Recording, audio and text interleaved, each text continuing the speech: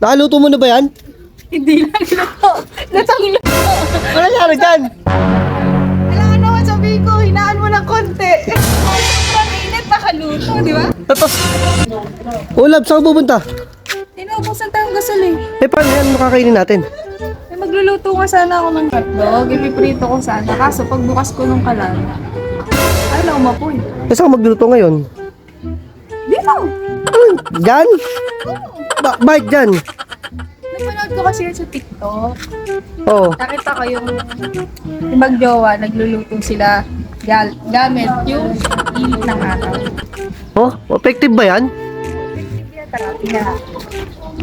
Ito, kawali. Oo. Meron tayong hotdog, tsaka mantika. Siyempre, kailangan natin makaluto.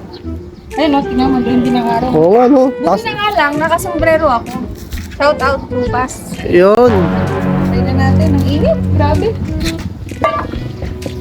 Siyempre, papainitin muna natin yan. Alam tayo nung mainit. Ayan, ang init. Sobrang init. Yan, try natin. Papainitin muna natin yan ng mga 5 minutes. Lagay muna natin ng mantika, syempre.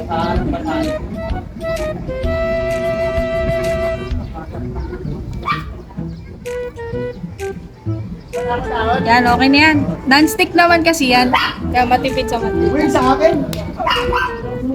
So, babalikan natin yung mga 20 minutes.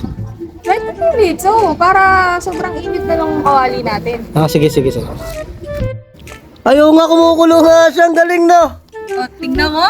Oo. Kasi ang araw, source of energy yan. Oo. Pero maluluto talaga yun dyan. Maluluto, tignan mo nga, umuusok na eh. Sige, try natin. Lids, oh. Tignan mo. Hotdog, ilaw. Okay natin. Ayun nga, ang galing. Di ba? Kumukulo nga. To see is to believe. Yan. Oh, ang bilis mo makaluto. Lagay na natin lahat para tagisa tayong hotdog. Hotdog ni Kaloy. Tinga boy.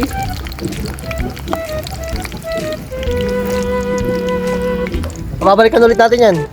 Babalikan natin. Mga 5 minutes.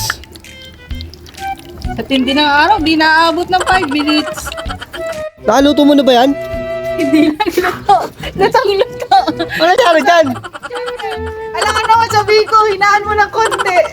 Sobrang init, nakaluto, di ba? Natosta. Sabi ko Toasted yan. Hindi yan sunod. Huwag kang judgmental. Toasted yan. Ginawa mo naman cremate ng hotdog. Laki ang taba. Oh, may dala akong isda, oh. Baka sayang kasi init. Tama. Kaya nga ako natin makaluto. Isda. Yay! Oy, kumukulo pa. Ba? Mabangis. Ang galing. Sabihin niyo sa nanay niyo, magluto sa labas. Ayun na nga, after 20 minutes, tignan mo. Toasted, di ba? Totoo nga, nakakaluto nga talaga yung init, no? Totoo, talaga nakakaluto ang init doon nga nanggagaling yung apoy eh. Sa heat. Ayun. Oh, tara, kain na tayo. Hindi, baka gusto mo mag-init pa tayo ng pangkape. Wag na. Nagugutom na ako. Tara. Tara na, kain na tayo. Let's go.